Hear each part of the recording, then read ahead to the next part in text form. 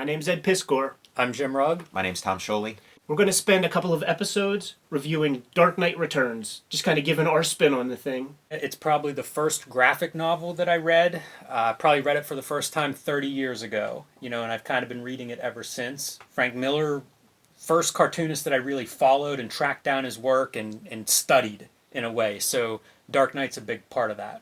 When we're at conventions, it's almost like referencing Shakespeare in as much as we could talk about page this, panel that, and the other person's going to know what the hell you're talking about. Yeah. I was not reading comics in 1986. I show up in probably 88, 89, and I feel like every mainstream comic for the next 20 years bore the influence of Dark Knight Returns, from dark, grim, moody superheroes. Watchmen is another one of those 1986 books that had that impact of like making comic superheroes adult. But for my money, it feels like Dark Knight is the one that really everybody they just wore that influence on their sleeve to the point that I was sick of it. Mm-hmm. So tired of it. By the early 2000s, I just wanted no part of this brooding, super serious superhero. And it's a shame in a way because I blame Dark Knight, but Dark Knight stands well on its own. If you take away the influence and just look at it on its own merit, it's a very different experience than thinking about the legacy of the book. You often will hear about Miller and Moore talk about how their influence, like they're not ashamed of it, but it's tiring to them. And, their influence is pronounced. Like Joe Quesada, huge influence at Marvel, has talked about Dark Knight is directly responsible for him getting into comics. Mm-hmm. And Jim Lee, huge Frank Miller fan, one of the top guys at DC Comics. So you have these two guys at Marvel and DC even today that trace one of their major influences back to this book. So this book was made by like 28, 29-year-old Frank Miller, man. He does Daredevil and becomes the belle of the ball. DC Comics gives him an untold amount of money to go make Ronin. It was a flop. When it came out, they probably recouped their investment over the past 35 years or whatever. The comic was a flop. It didn't do what they were hoping that thing would do. He almost did this in order to save his career, man. And he brought back the old team. He got Klaus, Lynn Varley on color duties. In a lot of ways, this is her book. Mm-hmm. Absolutely. Yeah. That's my first visual note. There are some very strong visual components to this book, and I'm sure we'll unpack them. But it's impossible to overstate Lynn Varley's hands on this book. That's the first thing that I noticed when I first encountered it. Yeah. Like, you open this book up, it's a Batman comic. It doesn't look like any Batman comic I've ever seen. Mm-hmm. And I think that's another one that gets watered down with time because so many books, this format, they follow this kind of thing with painters, right? Yeah. At the time, man, this could not have been more different in appearance than other books, and it's because of Lynn Varley. You think of like superheroes always had that candy-coated, bright color, saturated colors. That was a staple of superhero comics. This book is practically black and white, especially the beginning. When we're just seeing the city and we're not seeing him in costume, it's gray. Lots of shades of gray, mm-hmm. but it is gray, and you could not contrast against superhero comics more than this book does. It was making a statement from page one that was impossible to ignore. Can we be honest about page one? Sure. When I first read this book, 12 years old, 13 years old, I didn't know what the hell was going on that page, man. You almost needed that little TV screen on page 2 to let you know that there's a race going on and, billionaire philanthropist, playboy, Bruce Wayne kind of crashing to the side. I think Chris Ware talks about this. He talks about making experiments in the limits of legibility.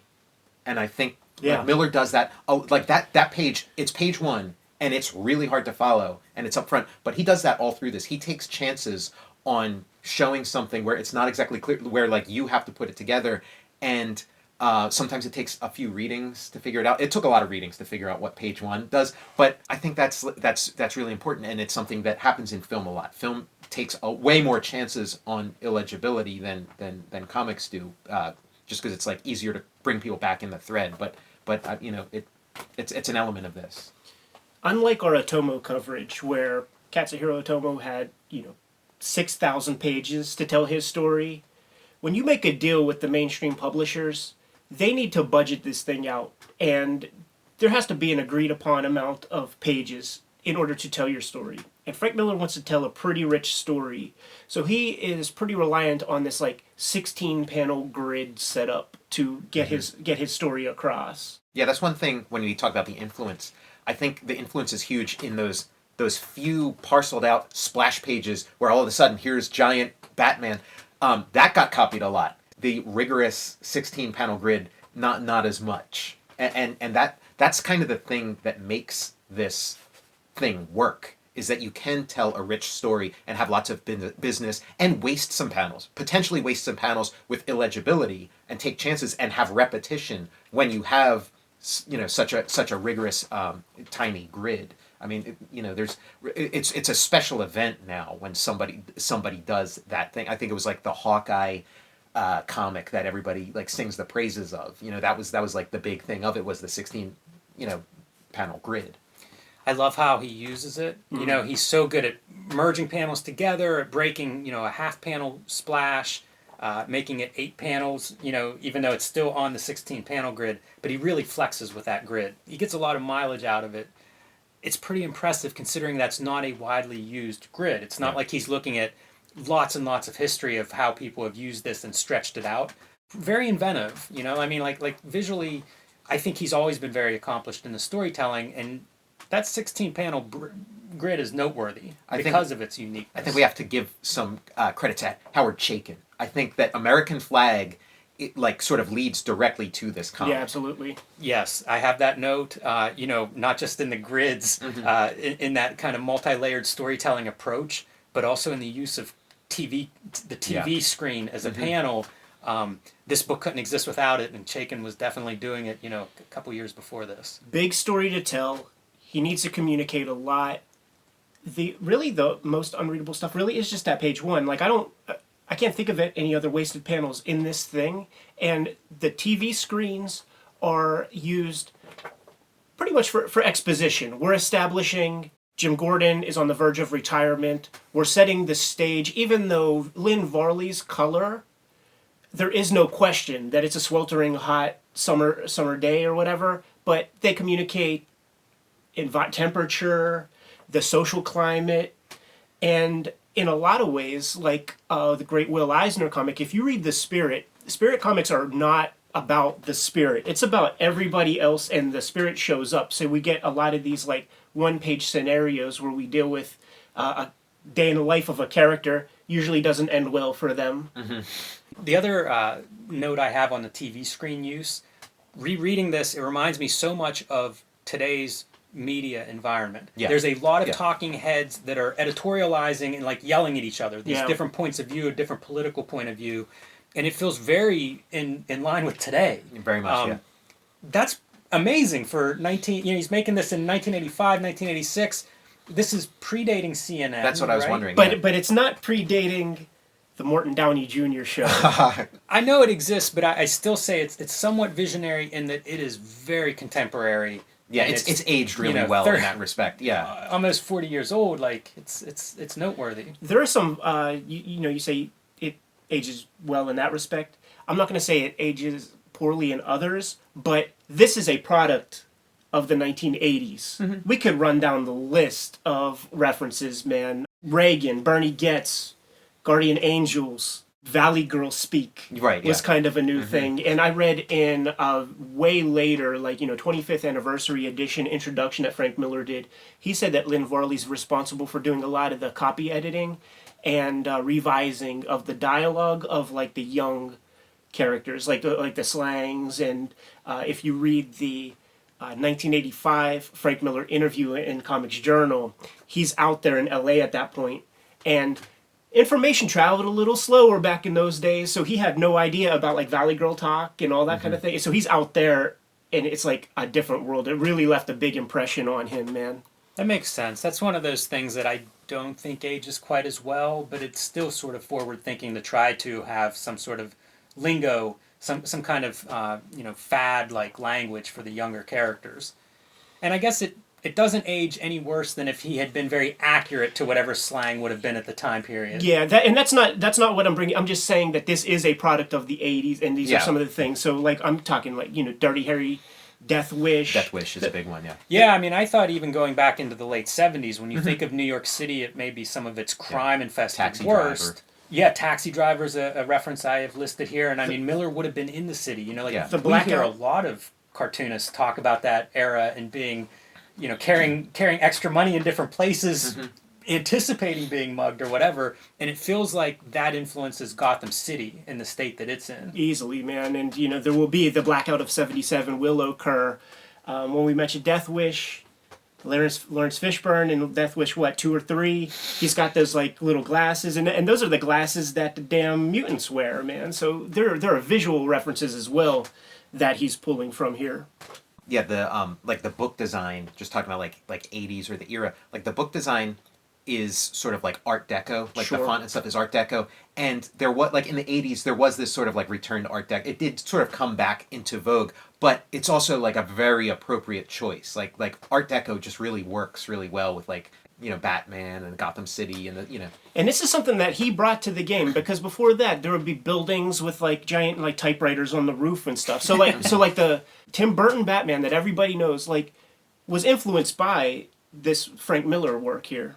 Yeah, I like they have the Gotham Twin Towers, which are like the World Trade Center of Gotham City. They dwarf everything around them, but they're not modernist like the World Trade. They're like these massive, very gothic things, like something that probably doesn't exist. Gargoyle on every ledge. Mm-hmm. Upon rereading this thing and knowing that Miller is 28, 29 years old when he's putting it together, he would be what we would call an old soul with some of the, I guess you could call it satire, because he's basically launching barbs, satirizing psychology, psychiatry. Carrie Kelly's parents are, they're hippie bumpkins who smoking weed all day. Like, and he makes very specific, like, he'll draw the little smoke stream or like, talk about like, hey, pass that here and that kind of thing.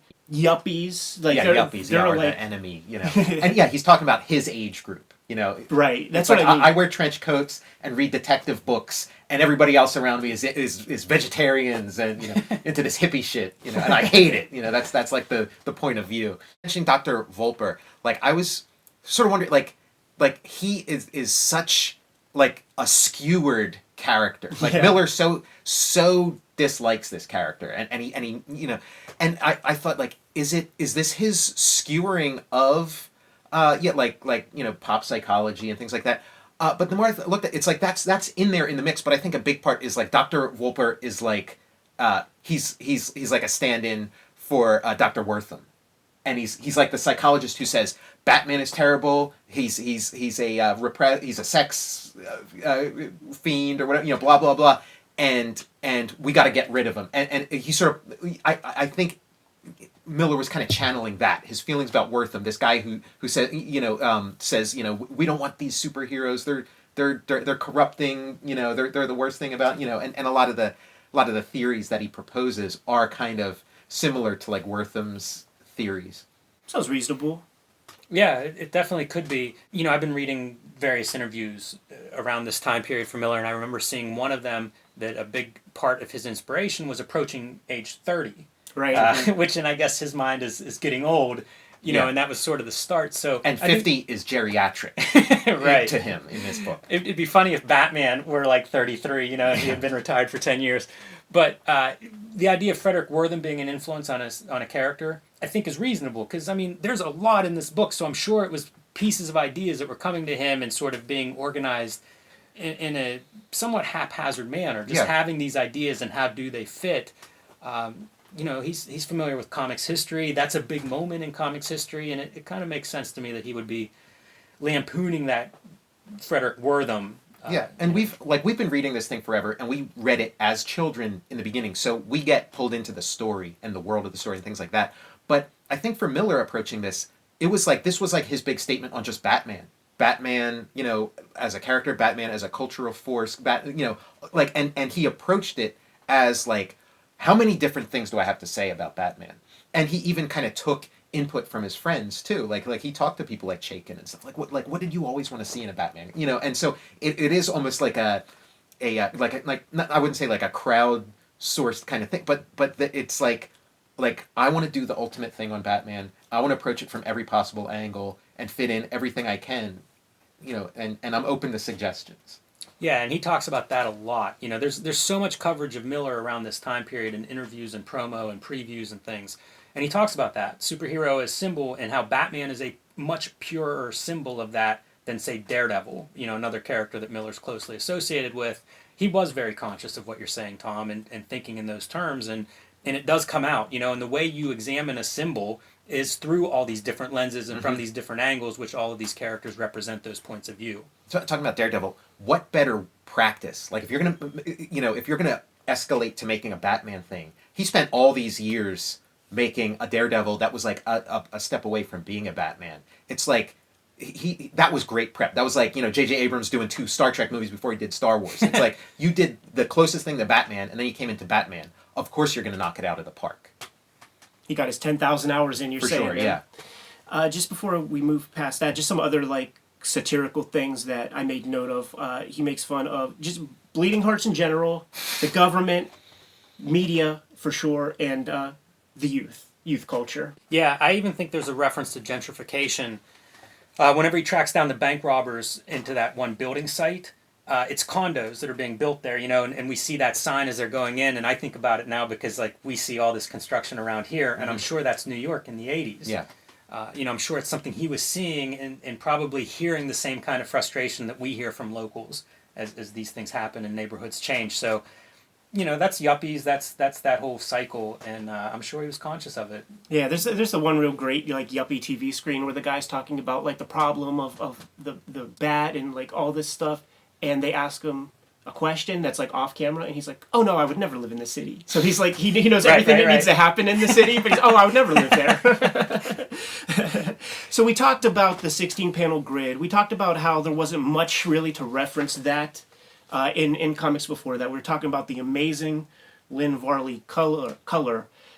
The thing that roots it closest to American comics, to me, really is the John Costanza hand lettering. Great lettering. And that is what came through to me from this reading this time, was how great the lettering is. Like, just, you know, and I don't know what parts are Miller and what parts are Costanza, because sometimes there'll be like a panel that's like crack. There is the one chase sequence when they're going into those like condos that are building, where it's the, you know, it's more than like 4 tiers worth of panels. It might be like 5 or 6, and Batman's on top of the car and there's scree and like all these car things.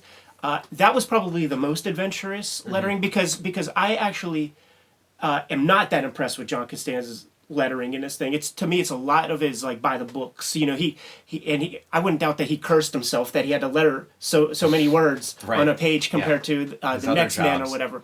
The page I described, it's like, is that Costanza or is it Miller? Yeah. Because very often when you see a bubble letter or something, it's traditional comics fucking bubble letter, you know, but then you'll see like the Arkham symbol, and then you see that kind of Greek script in Sin City comics, so you know that that's Miller. Yeah, the arcade font, you know, for like the arcade signage and stuff. Yeah, like all those things. Page 1, something I noticed for the first time here is like a flaming coffin for Bruce Wayne, and it's like all the things from the Batman mythology. It's like, oh, this is his first escaping a death trap. Like they call it a death, like that's like a Batman thing, escaping from death traps. Page 1, escapes from a death trap. Okay, we crossed that off the list. I really dig how Lynn keeps the colors so kind of like muted and gray and subdued. Certainly whenever you see Gordon, like she doesn't let him get much color at all, you know? And when we see like the superhero colors, like, you know, the reds, the yellows, the blues, and then, you know, the green, it really means something. Mm-hmm. And she's able to make these transitions too, where it's like we're dealing with like Carrie Kelly, and it's like as poppy as it gets, which is still not as vibrant as your average color. But then you could, on the same page, shift focus to several scenes several times, and like the color corresponds, which is just it's really an good. Interesting contrast between Gordon and Carrie Kelly, Yeah. right? Because like from the age point of view, which is a big part of this whole story, is age. you do go from like Gordon is a zombie color wise to the young characters being the most vibrant and colorful. And it is perfect for, like you said, for cutting back and forth between scenes. And cutting between scenes is like a big thing of this. Like there's so much like splicing and editing, and it's physical too. It's not just the rhythm of the thing, but also where he'll stat panels and restat them and insert them in, and it does create this kind of like filmic rhythm and filmic production where looking at these originals, you do see a lot of like panels gouged out and replaced and just moving around those pieces, and it's something I like think about for my own work. I'm very impressed with the detail orientation of this. And I think, the panels that you're talking about being replaced, like since we have access to an artist edition, we can see that. It's really impressive. Usually Watchmen is the book that's cited as being like meticulously planned out, all the details line up. I find that in Dark Knight. Whether it's, as you say, page 1 being him escaping a death trap, like, okay, that does kind of make sense. Not something I thought of before you said it, but it seems perfectly, there. And there are several characters where we see that, where it's, Gordon talking about, he thinks about Sarah and it's easy. A couple of times this happens, and then he finds Sarah at the end, and suddenly it has greater weight and meaning because he's laid that groundwork leading up to that. And that's a small, there are a lot of these details that are like that are insignificant. I did not notice them on first several readings. Right, first dozen. But you realize like it is an attention to detail that I find commendable and that I value in comics, and especially comics that I'm going to revisit and get to notice these things that on the first reading they escape me. But going back through, and it's like, wow, that holds up to a second, a third, a fourth reading. And to a mark out there, when we say detail, we're talking about story components. We're not talking about crosshatch. Oh, right. Yeah. No, it's text, it's writing, it's attention to characters, and having all these characters have their own arcs, even if they're, fourth, fifth, sixth lead characters that we don't see a lot, but when we see them, they're very consistent, and things are resolved, and they have their own sense of agency moving through the story, maybe moving through subplots and backgrounds, but they're there, they're considered, they're not left alone, they're not dangling threads at the end. It's all sort of what he introduces and what he sets up, he answers, he completes. And it's remarkable for I think a story like this, and I think it speaks to that 16-panel grid as being something that maybe allows for that type of meticulous planning. And it's all storytelling. Like the art is just in service of the storytelling. Some of it I think would fall apart if it wasn't for Lynn Varley kind of keeping everything together, because if you see this stuff, I don't know that the average like Wednesday Warrior would be able to put up with a comic that looked like this in terms of like the line work. They would say that, it's dashed off, it's hacked.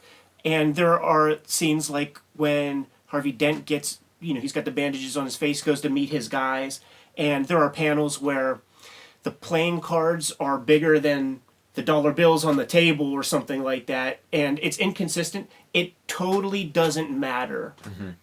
You're reading it. And Miller called it cartooning. That's the word he used to describe the style of this. It's about communication. He does some really interesting things stylistically, and he's been, he's explored style, right? Like Ronin, we mentioned, is a precursor to this, where he's bringing in manga Japanese influences and European influences like Mobius, and it's very clear those are the influences in this book. We don't see that here. Instead, I think a lot of the influences are coming from some of his contemporary collaborators at the time, Mazzucchelli, who he's working with probably in the beginning on Daredevil Reborn, and then eventually Batman Year One, and Bill Sienkiewicz, Daredevil graphic novel, the Kingpin graphic novel, Elektra Assassin ultimately, and I think he's bringing in some of their ideas on line work, and it's a huge contrast with Klaus Janson, who is this like super perfect finisher, and somebody that he collaborates with on Daredevil up until the end. Whenever then he switches, different inker for his final last issue. And there are well-known public stories about clashes with Klaus Janson in this book, and I see those more contemporary influences on him. Bill Sienkiewicz is a guy in New York that's probably drawing from certainly contemporary illustration and possibly the art world at the time.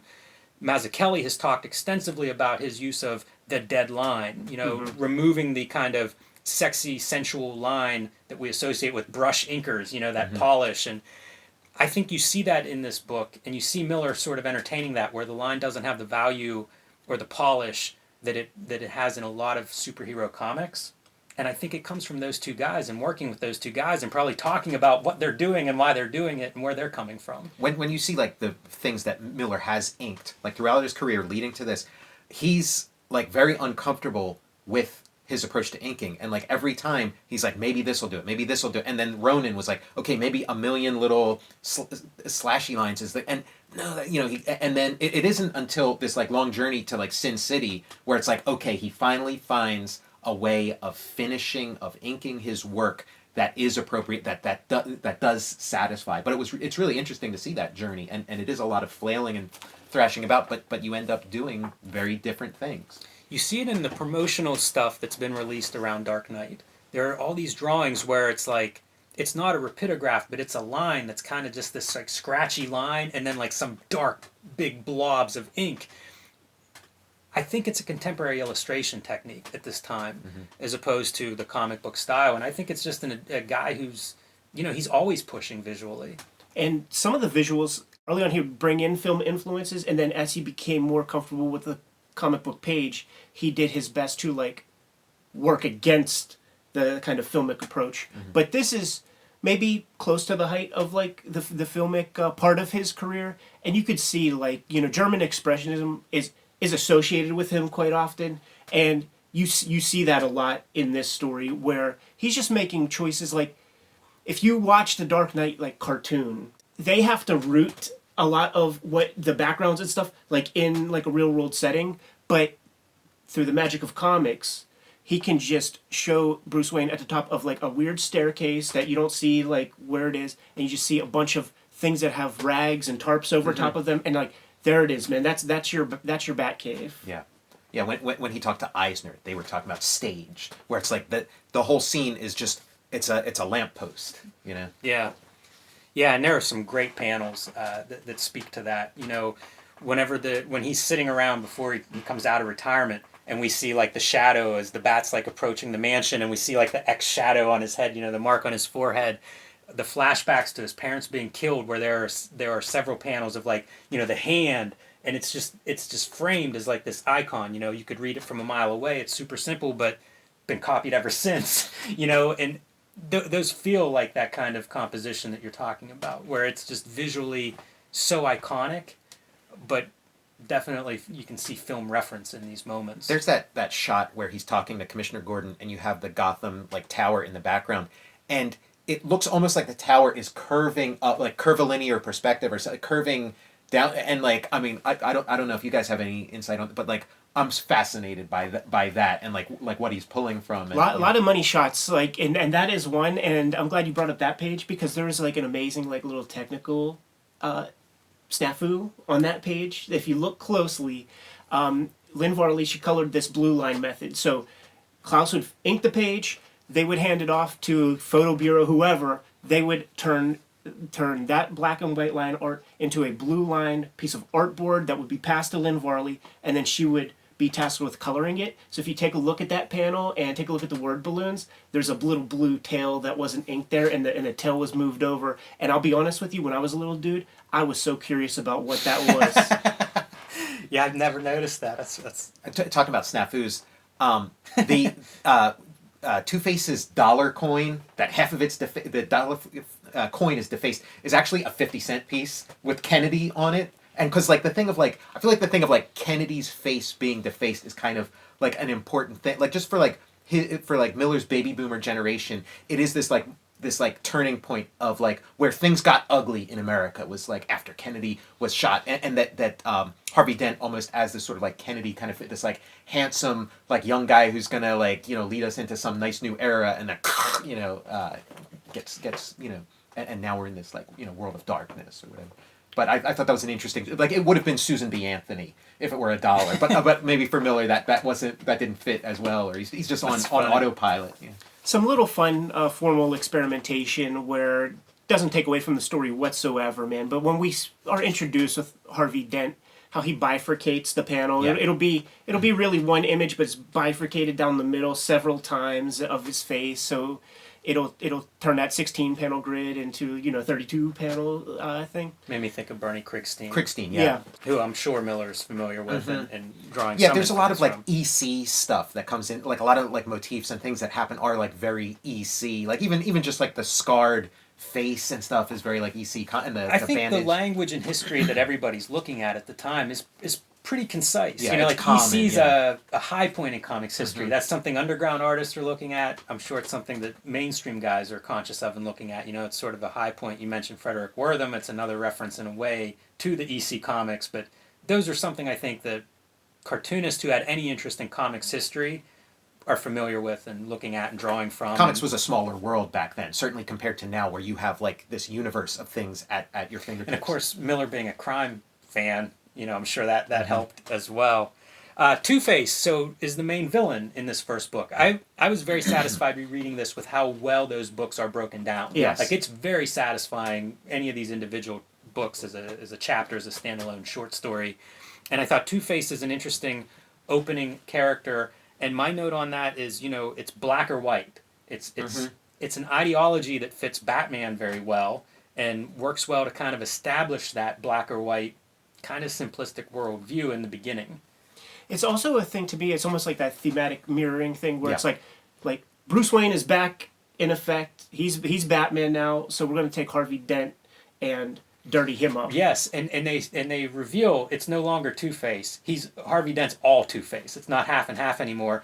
And the same reveal is it's not Bruce Wayne. It's Batman. It's always been Batman. It's consumed him. He's this monster. And that last page of issue 1. You see future Frank Miller in there. It's a Sin City panel when he's kind of like holding on to him. It's pure black and white. Yeah. I guess thunder cracks or something like that. Like Lynn Varley decided no color on that page, man, and it's stark black and white. I take a look at the page we have here with Harvey Dent too, where it's like on screen it looks very Sin City-ish. Yeah, totally Sin City in black and white. Yeah, towards the end of the book, the Dent's crew is flying off and the helicopter explodes. And the caption is, leaving the world no poorer, 4 men die. And I have a note of nihilism. It's just, it's such a dark statement about humanity, and it feels like reading more of Miller's work, that's Miller talking there, Yeah, It's like very critical. I was very young in the 80s, and I've always known the name Bernie Getz.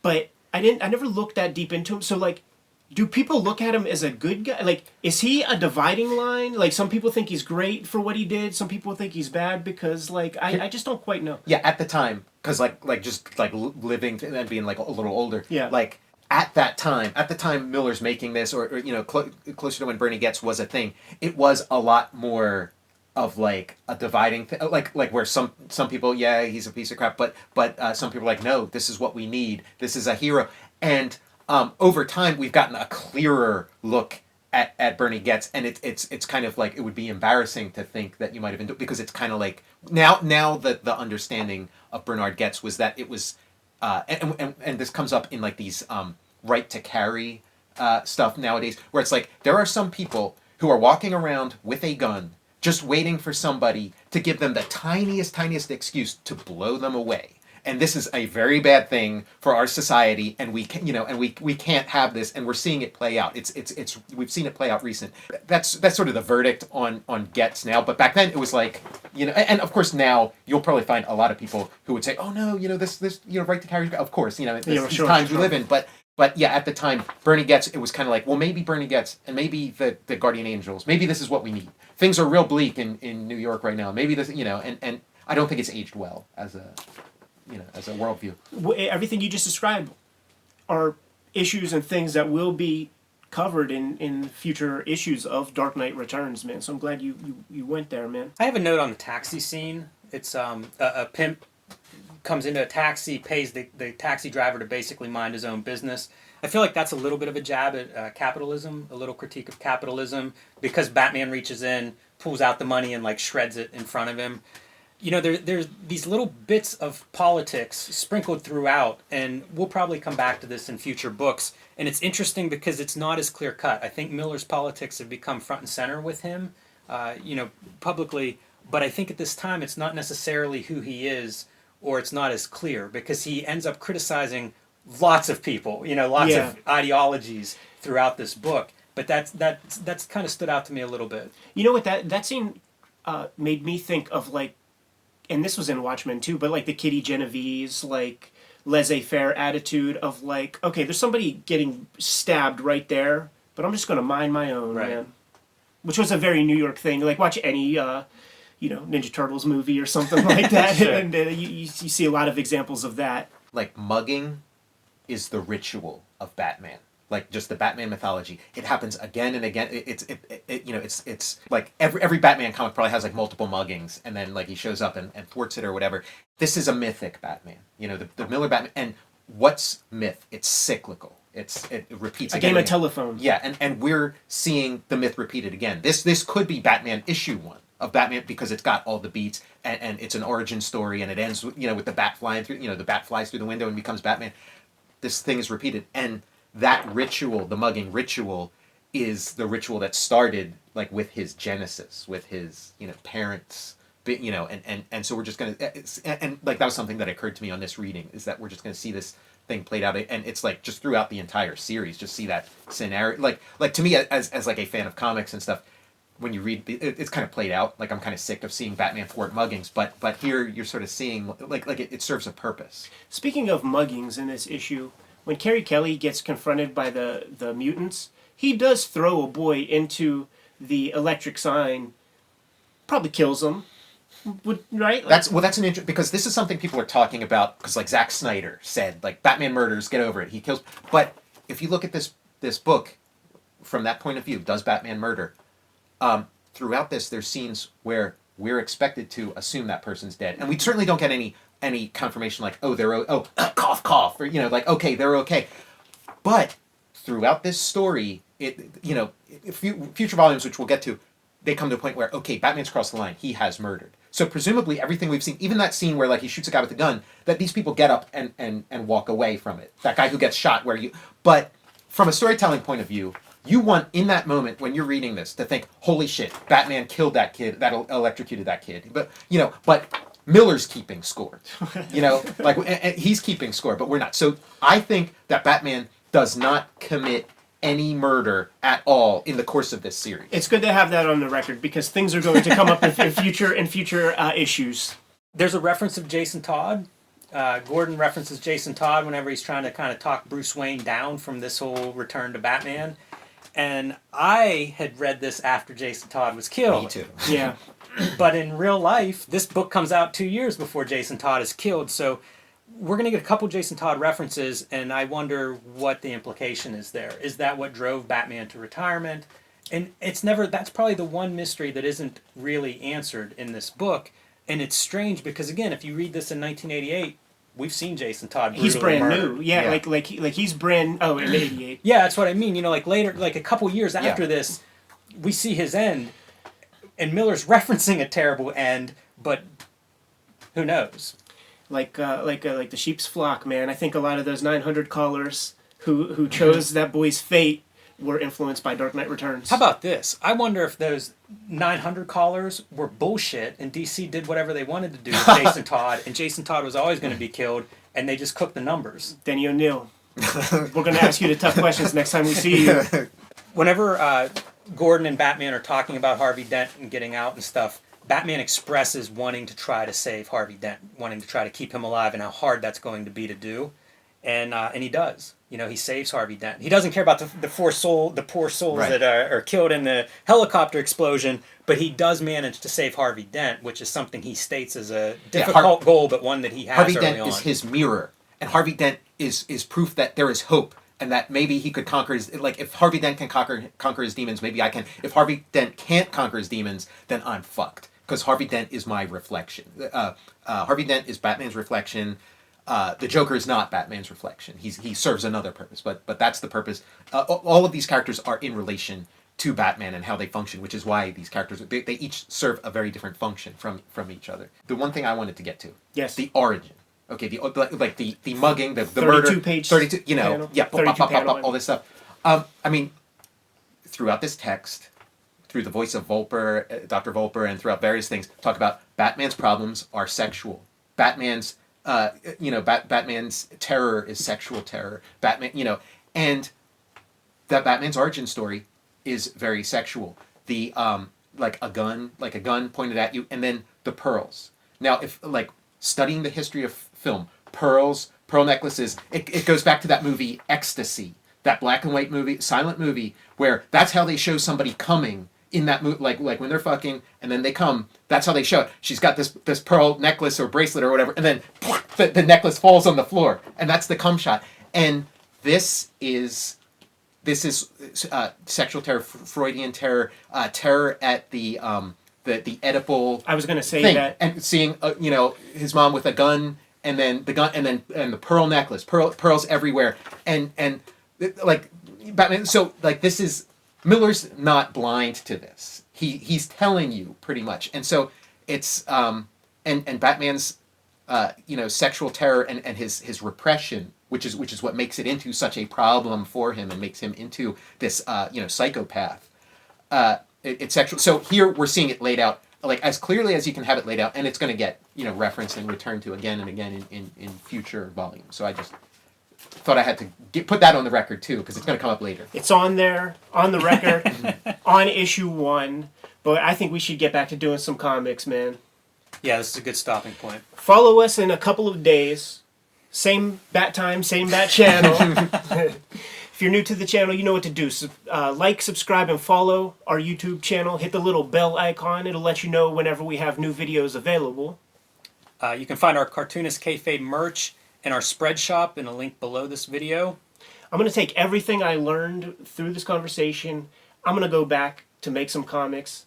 You guys know what your marching orders are, though. Read more comics.